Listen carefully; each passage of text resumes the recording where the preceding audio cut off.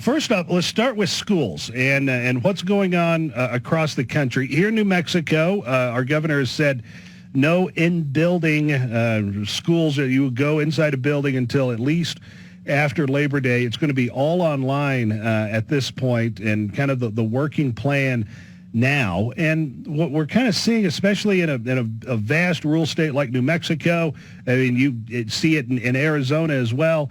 I mean, there's certain parts of the state that haven't been affected by COVID. Do you think that they should be under everybody under the same stringent restrictions when, you know, a lot of the facts are out there, especially for little kids, that the transmission rate and the risk is very low for COVID? Yeah. What you're talking about is a disparate treatment. I mean, so New Mexico and Arizona look a lot alike in the sense there's a lot of open space, a lot of smaller communities, and then you've got a few more urban areas. And the reality is they're trying to treat urban areas the same way as rurals and vice versa. And then even within the urban areas, sort of like the Phoenix metro area, 5 million people live in the valley out here.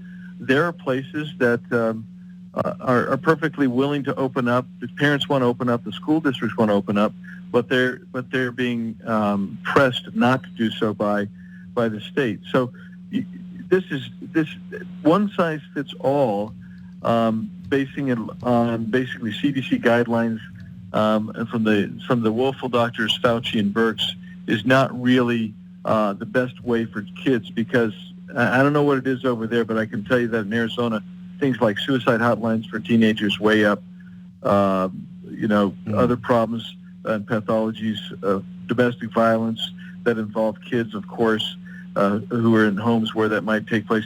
A lot of problems there, and even the American Academy of Pediatricians said, hey, look, you know what? There's more risk being out of school than there is being in school. So all this comes into play here. Mm-hmm. And what's compelling to me is the fact that even here in New Mexico, we had a hybrid model that kids would be in school half the time and half the time online throughout the week. And then all of a sudden the president starts beating the drum on opening schools. And we saw major pullback from a lot of blue states, and New Mexico being one of them. All of a sudden now we're not going to do it, even though, well, like you mentioned, a lot of the facts are there with the transmission, especially with younger kids. Do you think that maybe that's a little bit of the reason why some states are hesitant to put kids back in school? It's just because that's something that the president has wanted to put on the agenda and have these states do, just being an obstructionist? Yeah, make no mistake, there's always political overtones. You're exactly right. And I mean, you just take this right back to the when he was saying let's close down flights from China. All of a sudden he's a xenophobe and a racist. He said let's close down flights from Europe, and then it's they go ballistic. You could just track this politically. So as soon as he said, look, we need to get kids back in school, as soon as he said that, I could tell you there's going to be opposition there, and that's just kind of the way this has played out. Yeah. Do you think the president made a mistake by not fully embracing the mask fast enough? Because he never said don't wear one, but it took a while for him to be photographed wearing one. You know, I'm not a big fan of the mask. I've got a stack of studies on masks sitting on my desk. If masks were so great, then explain how Congressman Raul Grijalva was tested positive. I never saw the guy without a mask. I mean, so they aren't the be-all and end-all. People are going to get sick with the mask and cloth masks. I mean, there's a lot of studies on there that tell us about masks. So I don't think that the president was wrong on that. I think that he was trying to set an example as a leader, saying, look, you know what, let's face the risk that we have as free people and acknowledge it and do the best we can. But you think politically it would have been a little better for him just kind of eyeballing it if he would have been out there at a coronavirus briefing wearing a mask? Oh, come on. I mean, you know it as well as I do. If he would have shown up with a mask, they would have said he's a feckless, fearful leader. He's not, we can't see his face, his expressions, his smirk. They would have castigated him for that. I mean, that's really unfortunate how everything has become politicized in this country today. Yeah, Representative Andy Biggs, Arizona, with us on News Radio KKOB. So, where is it over in the Senate? Where is it? Where are we moving with the stimulus package? What are some of the things that you think will come out of this? Well, right now they're really far apart. Democrats want to spend $3 trillion, including $1 trillion going to state and local jurisdictions, and that's not acceptable to certain senators, and I understand clearly why. But I think what the senators really want to see is some kind of liability protection. That's important. They want to see something like a payroll tax holiday that we may or may not see. And I think the only thing that I'm getting from folks that are close to it, they're telling me that each side is clarifying their positions. Yeah, it appears now that the Democrats have rejected many offers to extend the unemployment benefit. Yes. Are they just, at this point, are they just kind of trying to run the clock out here? Democrats, yeah, because they're not really compromising, and Republicans are willing to spend money, and it looks like they don't want to have any of it unless it's their own the HEROES Act that was passed in Congress several months ago. Right, and I would suggest to you what I think is happening at a certain extent is they're willing to kind of use the people who are unemployed as leverage because they believe that discord, these difficulties in the country benefit them politically. So they're willing to do that and let it hang on as long as they possibly can. If they started getting backlash from the public, maybe even a few media outlets on the left, I think they would try to come to an agreement much quicker. Yeah, and also last week you were in the committee hearings with Bill Barr. What was your kind of readout of that, and do you think that it pushed the needle any? Because it just seemed, watching it, it was just a way for a lot of folks on that committee to just use Bill Barr as a punching bag. Well, I was really embarrassed actually by my colleagues on the other side.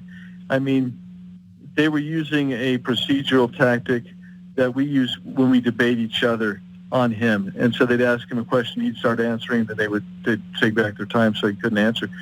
And the way they did it repeatedly, even at a Barbara Boxer type moment, you had all kinds of just horrible things, calling him effectively a murderer, racist, etc. What you saw there was actually, unfortunately, what I see on a regular basis from my Democrat colleagues in Congress the last year and a half. And that's unfortunate, but that's really kind of the way it's become. You know, just a little side, I'm making T-shirts that say underneath it, I'm reclaiming my time. I think that's important. Those would be big sellers, Andy. You need to look into that. For sure. Also, with Dr. Fauci, he testified too before Congress, and in Deborah Birx and a scuttlebutt with both Nancy Pelosi and Donald Trump. How confident are you with those two doctors and their handling of the COVID situation at this point? I lost confidence in them. I think the wise thing to do is there are a lot of very competent scientists and doctors that you could bring in who would, I think, be far more objective than those two. Fauci himself has said for months that he's not looking at anything other than trying to contain the spread. He doesn't care about the other public health crises that he's causing, the economic crises that are producing mental health crises. We have got all kinds of problems going on because of Fauci and Birx's stated policies. The only accurate thing I would say that I heard Birx say about a month and a half, 2 months ago now, she said that we are overcounting the COVID fatalities by at least 25%. And she's never walked that back. And underneath some of the bad data that we're getting, I mean, it's so aggregated, it's hard to see. Yeah. She may very well be right. And you talking about maybe someone, and we've had incidences of this here in New Mexico with a lot of our state legislatures telling us about someone had COVID, but then they killed themselves or they had a heart attack, and that's counted as a COVID death. Is that kind of the line of thinking you have with what Birx has said a couple of months ago? Yes, absolutely. And she's the one who told them to count anybody that has tested positive for coronavirus who dies, regardless of the cause of death, number one. But number two, if you suspect that they might have COVID, even if they've never had a confirmation test, then you should count that as a COVID death. And people say, well, why would they do that? Well, Medicaid's going to give you an additional 20% in reimbursement if you're sitting at a COVID patient. There's some incentives there. What about, do you believe that there could be an undercount? I mean, we know that there's some overcounting, but could there be an undercount as well that may offset the numbers? I don't think so in the case fatality issue, but I will tell you that CDC now has said that they believe that somewhere north of 10, there's been 10 times more people who've actually had the coronavirus than been detected through testing. So if that's the case, just go by a factor of 10. So if you're in Arizona currently, our case fatality rate is right at 2%, just a little over 2%, 2.03. Imagine that if you do by a factor of 10, that means your case fatality rate would be 0.2%, which is less than a a normal flu season in Arizona.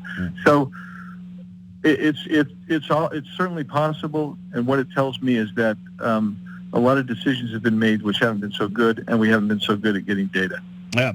Doctor or Representative, I'm just going to make you a doctor, Andy. How about that? You can take Fauci's place. But with Fauci, do you think Fauci's kind of worked? I mean, he became a celebrity. I mean, I know he's worked with infectious disease in Washington for decades, but almost an overnight celebrity. Do you think that maybe a little bit of that got to his head? Well, I mean, yeah. Think about it. You got a picture of this guy sitting by a pool in shades on the cover of a magazine. You got throwing out the first pitch at the baseball game. I mean, all of these things those are celebrity type of deals. Those aren't infectious disease doctor or expert deals. Those are people who become celebrities. Yeah. And I think he enjoys it. He loves being out there talking. The most dangerous place in D.C. today is between Dr. Fauci and a camera. So that's kind of the way this has been. Representative Andy Biggs, Arizona, Chair of the Freedom Caucus. Thanks for being with us, Andy, and good luck to you. My pleasure. Thank you. Have a great one.